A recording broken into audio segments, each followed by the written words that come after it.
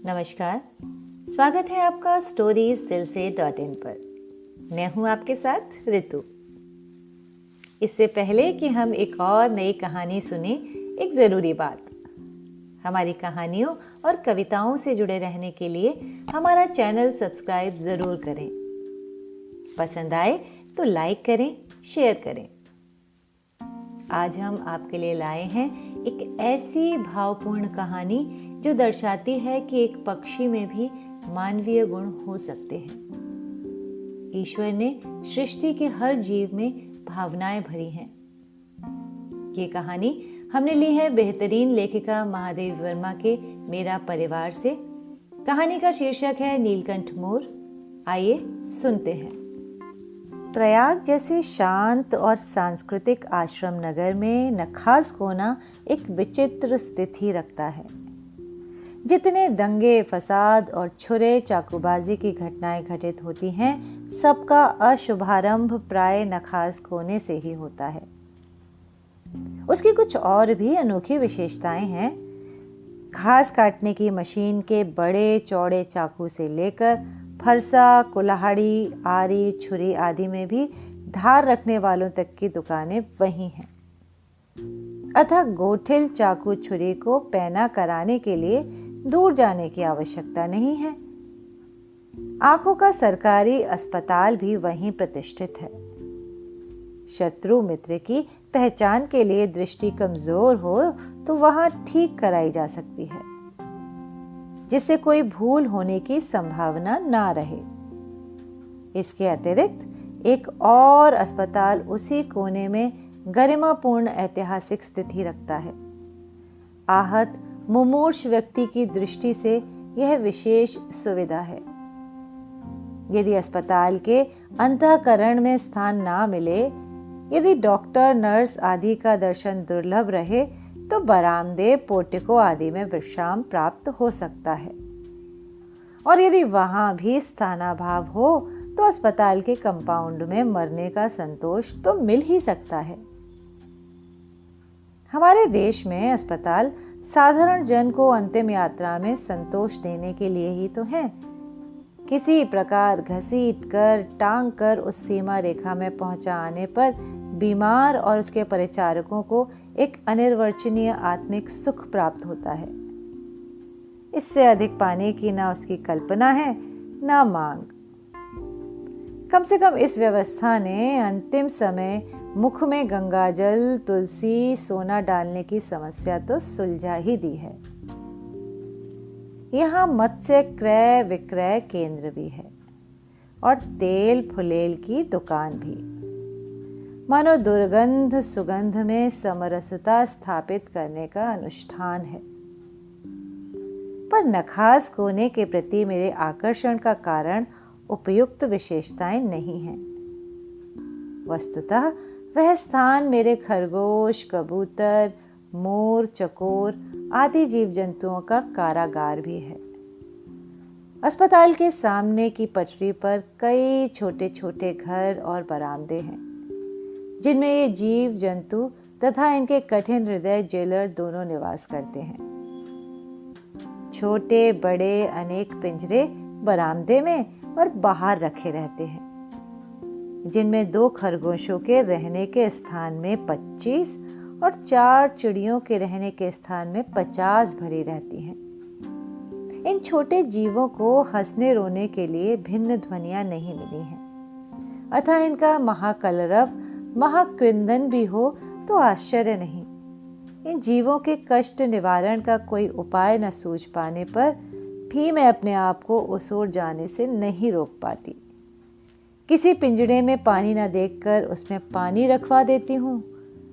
दाने का अभाव हो तो दाना डलवा देती हूँ।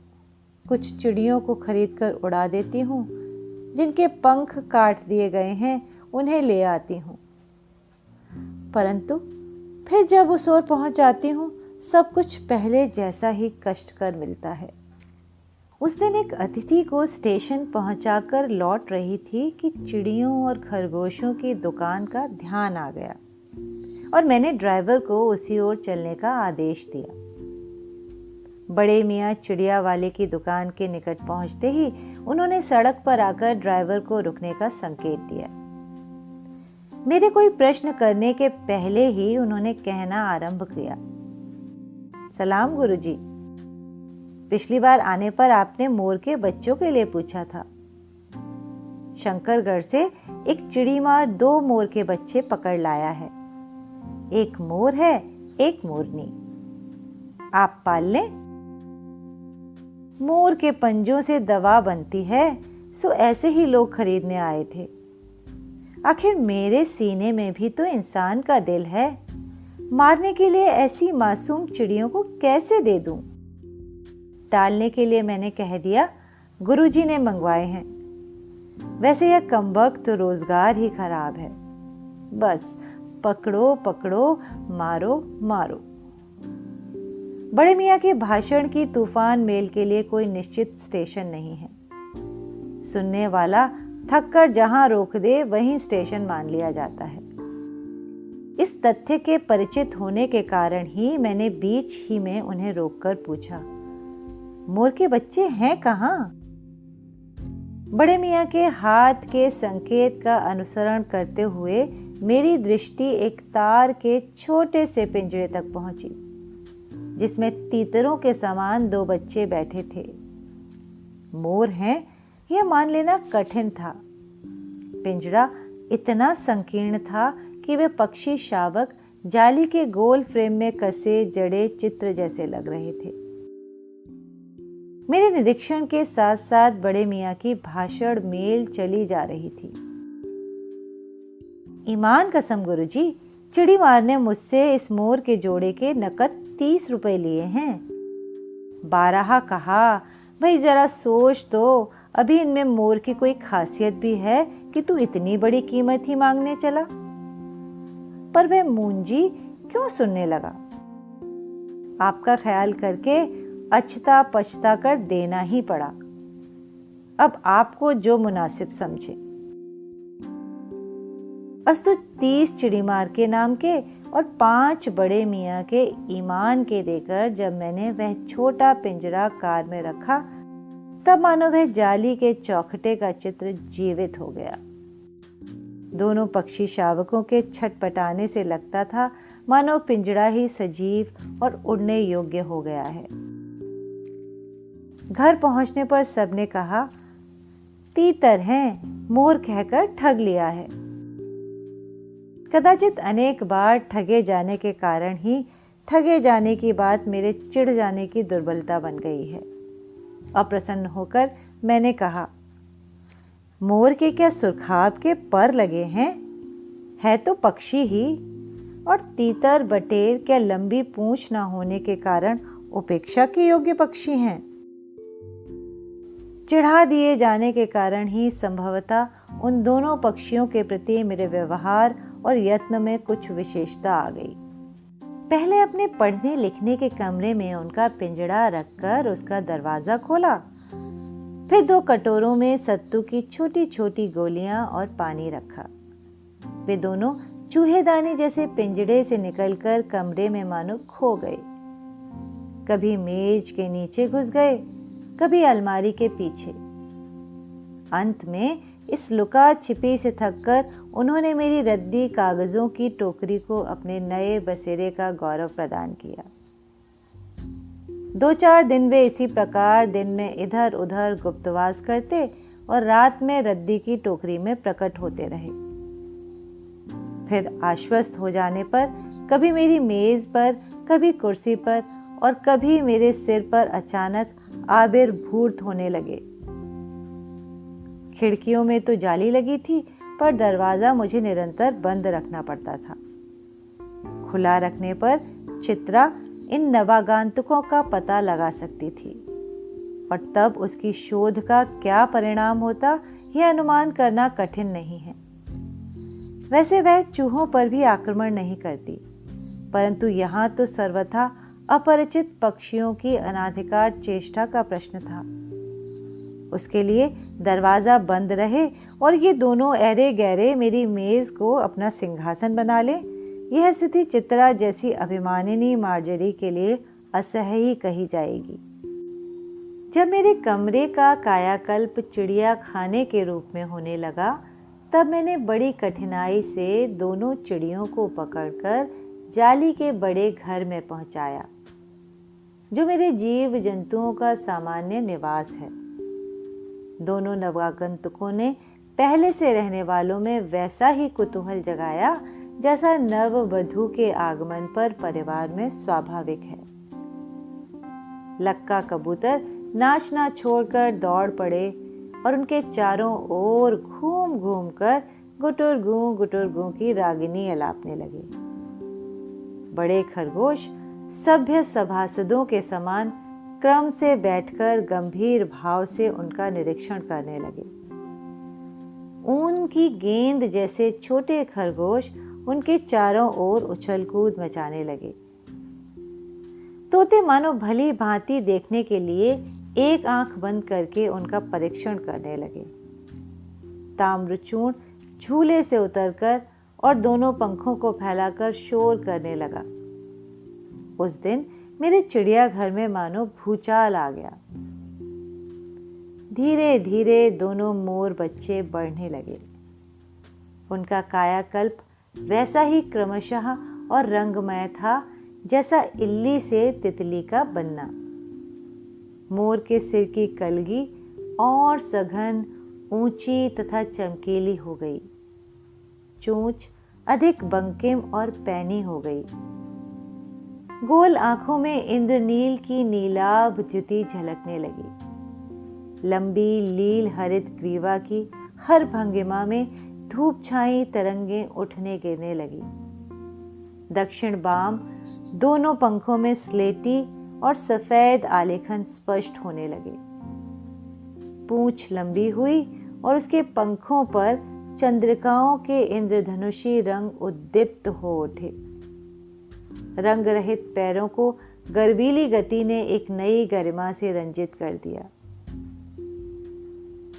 उसकी गर्दन ऊंची कर देखना, विशेष भंगिमा के साथ उसे नीचा कर दाना चुगना, पानी पीना, टेढ़ी कर शब्द सुनना आदि क्रियाओं में जो सुकुमारता और सौंदर्य था, उसका अनुभव देखकर ही किया जा सकता है। गति का चित्र नहीं आंका जा सकता। मोरनी का विकास मोर के समान चमत्कारिक तो नहीं हुआ, परंतु अपनी लंबी धूप चाही गर्दन, हवा में चंचल कलगी, पंखों की श्याम श्वेत पत्रलेखा, मंथर गति आदि से वह भी मोर की उपयुक्त सहचरणी होने का प्रमाण देने लगी। नीलाभ ग्रीवा के कारण मोर का नाम रखा गया नीलकंठ और उसकी छाया के समान रहने के कारण मोरनी का नामकरण हुआ राधा। मुझे स्वयं ज्ञान नहीं कि कब नीलकंठ ने अपने आप को चिड़ियाघर के निवासी जीव जंतुओं का सेनापति और संरक्षक नियुक्त कर लिया। सवेरे ही वे सब खरगोश, कबूतर आदि की सेना एकत्र कर उस ओर ले जाता जहां दाना दिया जाता है और घूम घूम कर मानो सबकी रखवाली करता रहता। किसी ने कुछ गड़बड़ की और वह अपने तीखे चंचू प्रहार से उसे दंड देने दौड़ा। खरगोश के छोटे और शरीर बच्चों को वह चोंच से उनके कान पकड़कर उठा लेता था और जब तक के आर्त क्रंदन ना करने लगते उन्हें अधर में लटकाए रखता। कभी कभी उसकी पैनी चोंच से खरगोश के बच्चों का कर्णभेद संस्कार हो जाता था, पर वे फिर कभी उसे क्रोधित होने का अवसर ना देते थे।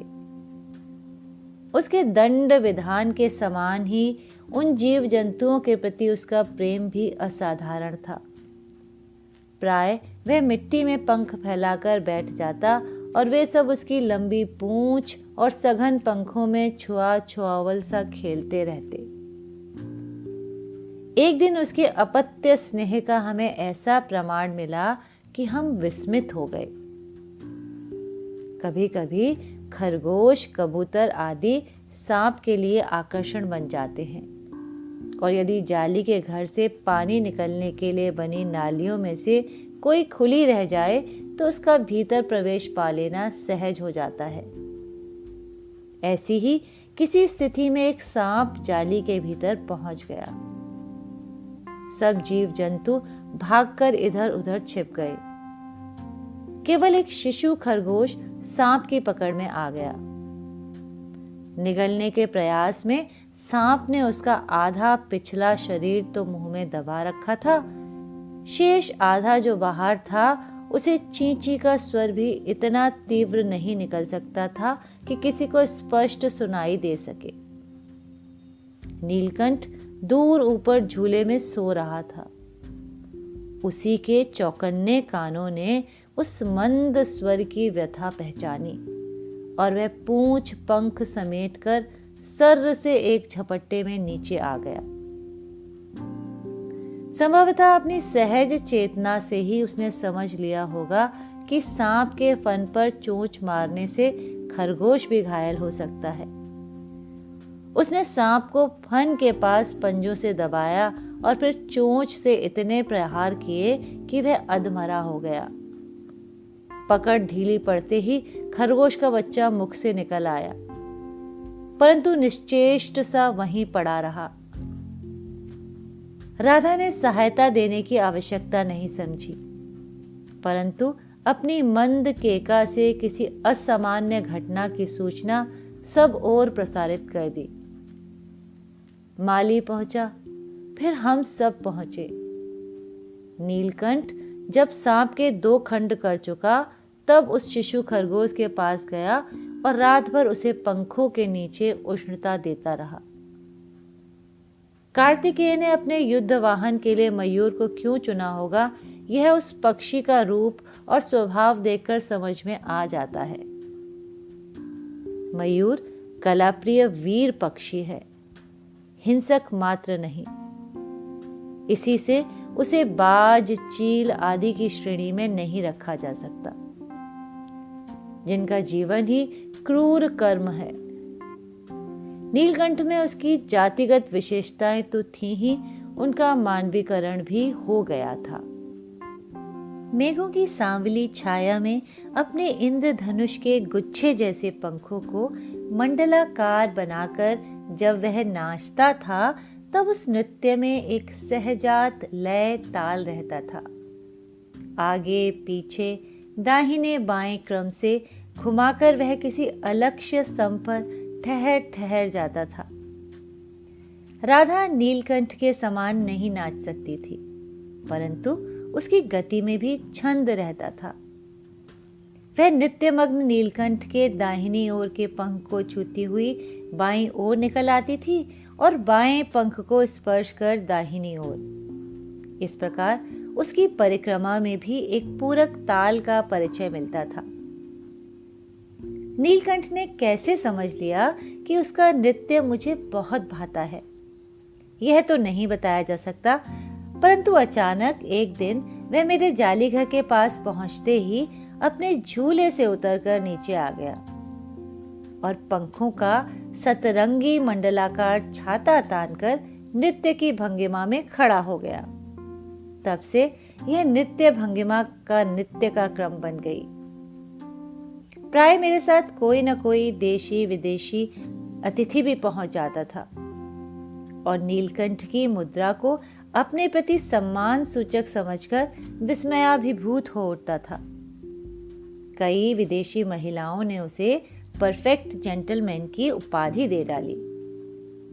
जिस नुकीली पैनी चोंच से वह भयंकर विषधर को खंड खंड कर सकता था, उसी से मेरी हथेली पर रखे हुए भुने चने ऐसी कोमलता से हौले हौले उठाकर खाता था कि हंसी भी आती थी और विस्मय भी होता था। फलों के वृक्षों से अधिक उसे पुष्पित और पल्लवित वृक्ष भाते थे। वसंत में जब आम के वृक्ष सुनहली मंजरियों से लद जाते थे, अशोक नए लाल पल्लवों से ढक जाता था, तब जालीघर में वह इतना अस्थिर हो उठता था कि उसे बाहर छोड़ देना पड़ता। पर जब तक राधा को भी मुक्त न किया जाए, वह दरवाजे के बाहर ही उपालंभ की मुद्रा में खड़ा रहता। मंजरियों के बीच उसकी नीलाभ झलक संध्या की छाया से सुनहले सरोवर में नीले कमल दलों का भ्रम उत्पन्न कर देती थी। हवा से तरंगायत अशोक के रक्तमाह पत्तों में तो वह मूंगे के फलक पर मरकत से बना चित्र जान पड़ता था। नीलकंठ और राधा की सबसे प्रिय ऋतु तो वर्षा ही थी। मेघों के उमड़ आने से पहले ही वे हवा में उसकी सजल आहट पा लेते थे और तब उनकी मंद्र केका की गूंज अनुगूंज तीव्र से तीव्रतर होती हुई मानो बूंदों के उतरने के लिए सोपान पंक्ति बनाने लगती थी।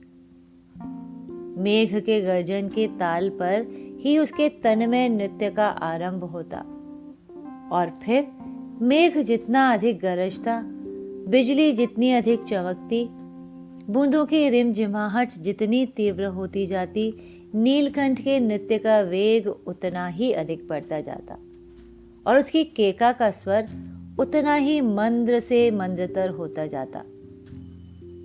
वर्षा के थम जाने पर वह दाहिने पंजे पर दाहिना पंख और बाएं पर बायां पंख फैलाकर सुखाता। कभी कभी वे दोनों एक दूसरे के पंखों से टपकने वाली बूंदों को चोंच से पी पी कर पंखों का गीलापन दूर करते रहते। इस आनंदोत्सव की रागिनी में बेमेल स्वर कैसे बज उठा, यह भी एक करुण कथा है। एक दिन मुझे किसी कार्य से नखास कोने से निकलना पड़ा और बड़े मियाँ ने पहले के समान कार को रोक लिया। इस बार किसी पिंजड़े की ओर नहीं देखूंगी, यह संकल्प करके मैंने बड़े मियाँ की विरल दाढ़ी और सफेद डोरे से कान में बंधी ऐनक को ही अपने ध्यान का केंद्र बनाया। पर बड़े मियाँ के पैरों के पास जो मोरनी पड़ी थी, उसे अनदेखा करना कठिन था। मोरनी राधा जैसी ही थी। उसके मूंज से बंधे दोनों पंजों की उंगलियां टूटकर इस प्रकार एकत्र हो गई थी कि वह खड़ी ही नहीं हो सकती थी। बड़े मियाँ की भाषण मेल फिर से दौड़ने लगी। देखिए गुरुजी, कमबख्त चिड़ी मार ने बेचारी का क्या हाल किया है। ऐसे कभी चिड़िया पकड़ी जाती है? आप न आई होती तो मैं उसी के सिर पर इसे पटक देता। पर आपसे भी ये अधमरी मोरनी ले जाने की कैसे कहूं। सारांश यह है कि 7 रुपए देकर मैं उसे अगली सीट पर रखवा कर घर ले आई और एक बार फिर मेरे पढ़ने लिखने का कमरा अस्पताल बना। पंजों की मरहम पट्टी और देखभाल करने पर वह महीने भर में अच्छी हो गई। उंगलियां वैसी ही टेढ़ी मेढ़ी रहीं, परंतु वह ठूंठ जैसे पंजों पर डगमगाती हुई चलने लगी। तब उसे जाली घर में पहुंचाया गया और नाम रखा गया कुब्जा। कुब्जा नाम के अनुरूप स्वभाव से भी वह कुब्जा प्रमाणित हुई। अब तक नीलकंठ और राधा साथ रहते थे। अब कुब्जा उन्हें साथ देखते ही मारने दौड़ती। चोंच से मार मारकर उसने राधा की कलगी नोच डाली, पंख नोच डाले। कठिनाई यह थी कि नीलकंठ उससे दूर भागता था और वह उसके साथ रहना चाहती थी। न किसी जीव जंतु से उसकी मित्रता थी, न वह किसी को नीलकंठ के समीप आने देना चाहती थी। उसी बीच राधा ने 2 अंडे दिए, जिनको वह पंखों में छिपाए बैठी रहती थी। पता चलते ही कुब्जा ने चोंच मार मार कर राधा को ढकेल दिया और फिर अंडे फोड़कर ठूंठ जैसे पैरों से सबोर छितरा दिए।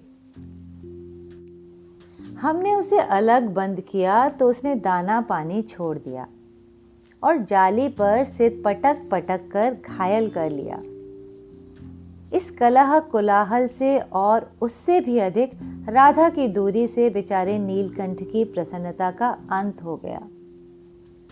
कई बार वह जाली के घर से निकल भागा। एक बार कई दिन भूखा प्यासा आम की शाखाओं में छिपा बैठा रहा, जहां से बहुत पुचकार कर मैंने उतारा। एक बार मेरी खिड़की के शेड पर छिपा रहा। मेरे दाना देने जाने पर वह सदा के समान अब भी पंखों को मंडलाकार बनाकर खड़ा हो जाता था, पर उसकी चाल में थकावट और आंखों में एक शून्यता रहती थी। अपनी अनुभवहीनता के कारण ही मैं आशा करती रही कि थोड़े दिन बाद सब में मेल हो जाएगा। अंत में 3-4 मास के उपरांत एक दिन सवेरे जाकर देखा कि नीलकंठ पूंछ पंख फैलाए धरती पर उसी प्रकार बैठा हुआ है जैसे खरगोश के बच्चों को पंख में छिपाकर बैठता था। मेरे पुकारने पर भी उसके ना उठने पर संदेह हुआ। वास्तव में नीलकंठ मर गया था। क्यों का उत्तर तो अब तक नहीं मिल सका है। न उसे कोई बीमारी हुई, न उसके रंग बिरंगे फूलों के स्तबक जैसे शरीर पर किसी चोट का चिन्ह मिला। मैं अपने शॉल में लपेटकर उसे संगम ले गई। जब गंगा की बीच धार में उसे प्रवाहित किया गया, तब उसके पंखों की चंद्रिकाओं से बिंबित प्रतिबिंबित होकर गंगा का चौड़ा पाट एक विशाल मयूर के समान तरंगित हो उठा। नीलकंठ के ना रहने पर राधा तो निश्चेष्ट सी कई दिन कोने में बैठी रही। वह कई बार भागकर लौट आया था, अतः वह प्रतीक्षा के भाव से द्वार पर दृष्टि लगाए रहती थी। पर कुब्जा ने कोलाहल के साथ खोज ढूंढ आरंभ की। खोज के क्रम में वह प्राय जाली का दरवाजा खुलते ही बाहर निकल जाती थी और आम, अशोक, कचनार आदि की शाखाओं में नीलकंठ को ढूंढती रहती थी। एक दिन वह आम से उतरी ही थी कि कजली सामने पड़ गई। स्वभाव के अनुसार उसने कजली पर चोंच से प्रहार किया। परिणामतः कजली के 2 दांत उसकी गर्दन पर लग गए। इस बार उसका कलह, कोलाहल और द्वेष प्रेम भरा जीवन बचाया न जा सका। परंतु इन 3 पक्षियों ने मुझे पक्षी प्रकृति की विभिन्नता का जो परिचय दिया है, वह मेरे लिए विशेष महत्व रखता है। राधा अब प्रतीक्षा में दुकेली है। आषाढ़ में जब आकाश मेघाच्छन्न हो जाता है, तब वह कभी ऊंचे झूले पर और कभी अशोक की डाल पर अपनी केका की तीव्र से तीव्रतर करके नीलकंठ को बुलाती रहती है। तो कैसी लगी आपको हमारी ये प्रस्तुति? अपनी प्रतिक्रियाएं और सुझाव हमें ज़रूर बताएं नीचे कमेंट सेक्शन में। ये रचना आप पढ़ भी सकते हैं हमारी वेबसाइट storiesdilse.in पर जाकर। इसका लिंक डिस्क्रिप्शन बॉक्स में दिया गया है। हमारी नई कहानियों और कविताओं से जुड़े रहने के लिए हमारे चैनल को सब्सक्राइब करना ना भूलें। हर नए वीडियो के बारे में सबसे पहले जानने के लिए बेल आइकन दबाएं। अगर आप कहानियाँ और कविताएं लिखते हैं और हमारे मंच पर प्रकाशित कराना चाहते हैं तो हमें लिख भेजिए storiesdilse@gmail.com पर। अगर आपकी कहानी या कविता की कोई फरमाइश है तो हमें कमेंट करके ज़रूर बताएं। फिर मिलेंगे एक नई प्रस्तुति के साथ। तब तक के लिए नमस्कार।